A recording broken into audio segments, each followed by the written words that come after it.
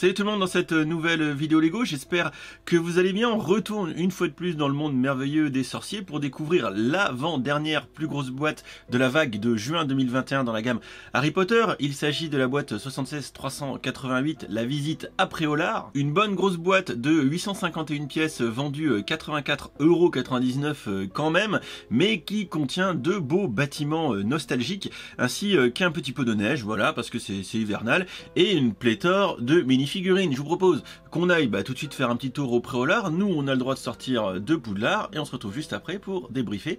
C'est parti.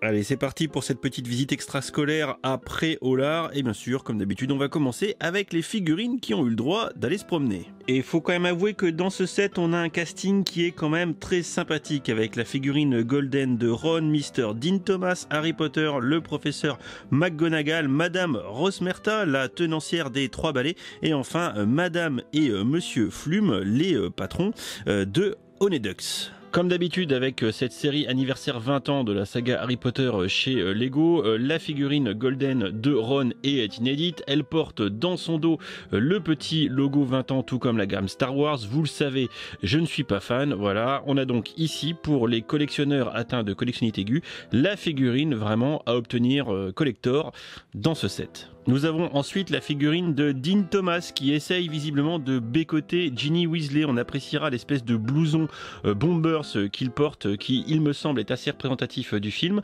Donc petit torse inédit. Quant à la tête, elle est inédite également au personnage, avec un petit sourire comme ça et un très grand sourire comme ça. Mais en même temps, quand on emballe Ginny Weasley, il y a de quoi être fier. Pour ce qui est de la figurine de Harry, rien de neuf sous le soleil. Cette figurine a déjà été vue dans ses différentes pièces, à savoir son petit torse avec sa petite veste et le t-shirt derrière, et sa tête aussi. Rien d'inédit dans cette figurine, et c'est bien la seule. Parce que dès qu'on regarde les autres figurines, McGonagall y compris, on a des pièces inédites. Ici, c'est le torse et les jambes qui sont intégralement tampographiés avec une très jolie robe. Franchement, c'est stylé. La tête, on l'a déjà vue, mais le torse et les jambes, c'est nouveau, et franchement, c'est très stylé. Franchement, j'apprécie hautement la qualité des tampographies, personnage de McGonagall, souvent en couleur dans les figurines Lego. Pour ce qui est de Madame Rosmerta, la patronne, la tenancière du pub auberge des Trois Balais, eh bien c'est le torse qui est inédit ici. La tête, on l'a déjà vu. Je crois que la couleur de cheveux arrive pour la première fois avec cette figurine. La tête a été déjà vue dans d'autres personnages, dont Bellatrix Lestrange, si je ne m'abuse.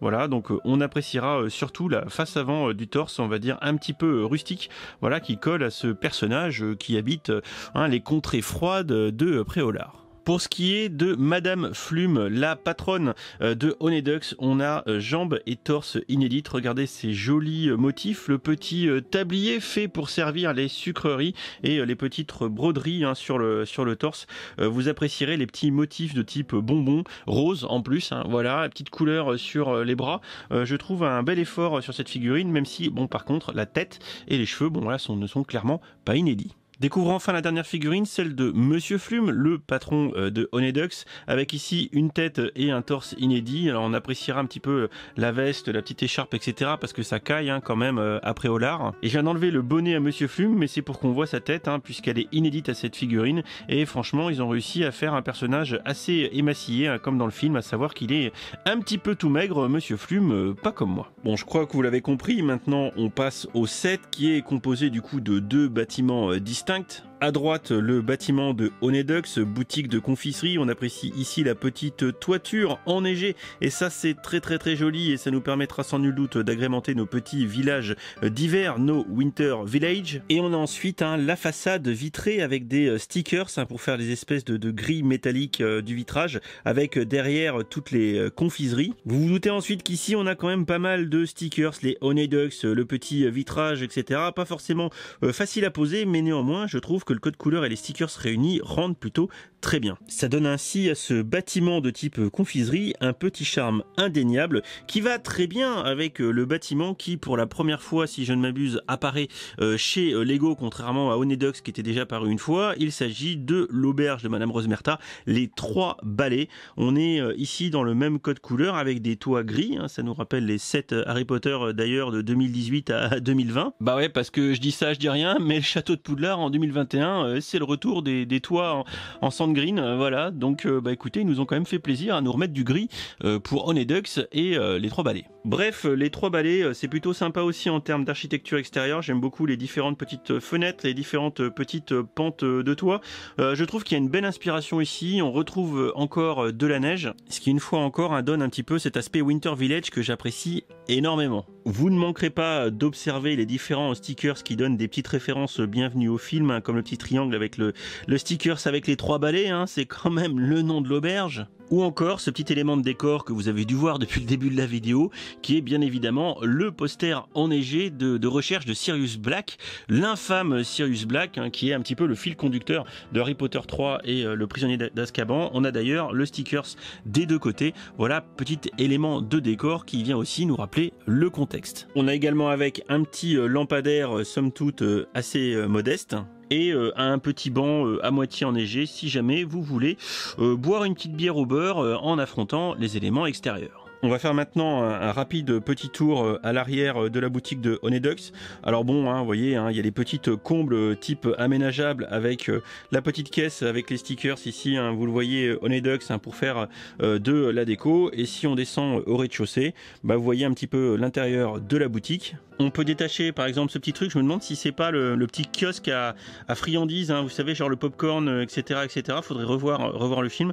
Voilà, donc là aussi on a du stickers. Comme vous pouvez le voir, les parois des murs intérieurs sont ornées de stickers qui permettent de faire les étals de confiserie. On a d'ailleurs, vous savez, aussi la petite brique de popcorn, les petites tiles de 1 par 1 rondes en forme de noodle qui font les petites sucettes. Ou encore une nouveauté avec cette petite brique de tête translucide avec marqué Acid Pops dessus, voilà, histoire de faire de la déco supplémentaire. De l'autre côté, hein, vous pouvez admirer la petite balance pour peser les confiseries, la petite caisse enregistreuse et encore le petit logo Onedux. En bref, un intérieur assez coloré que je trouve très sympa, en mode bâtiment ouvert, hein, comme Lego a l'habitude de le faire, qui est plutôt sympa et qui rappelle évidemment le chemin de traverse sorti un petit peu plus tôt. On a ensuite le bâtiment des 3 balais, un petit peu plus chaleureux, après tout c'est une auberge, avec en haut, vous le voyez ici, un espèce de petit appartement. On a d'ailleurs la petite cheminée, le petit meuble, le petit fauteuil, et de chaque côté de la pièce, en l'occurrence ici et ici, vous avez des petits tableaux avec des stickers.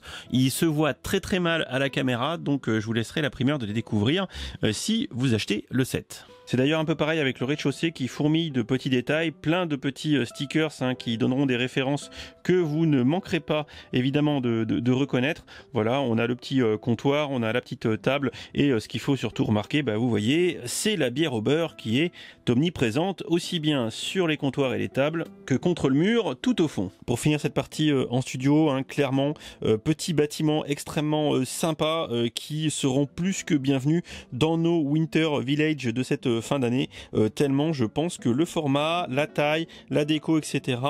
Permettra de se fondre dans le décor et d'ajouter une petite touche complètement poudlardesque. D'ailleurs, je me demande si je vais pas aller acheter quelques petites confiseries chez Onedux. Bon bah finalement j'ai pas acheté de confiserie, je suis plutôt allé au CrossFit à la place, c'est peut-être meilleur pour ma santé. J'espère que cette petite vidéo test review de cette visite après Hollard vous aura intéressé, éclairé autour de cette boîte que je trouve au demeurant fort sympathique. J'aime beaucoup, vous l'avez compris, ces petits traits hivernales qui lui permettront de bien s'intégrer autant dans un village typé Harry Potter avec un château pas très loin, ou dans une ville en mode Winter Village. Je pense carrément que ça pourrait agrémenter vos dioramas. Avec un prix au kilo de l'ordre de 69 € du kilo, bah c'est clairement plutôt bien positionné. On est dans la même tendance que les boîtes qu'on a vues, à part le jeu d'échecs qui lui est clairement plus cher, on sait pas trop pourquoi d'ailleurs.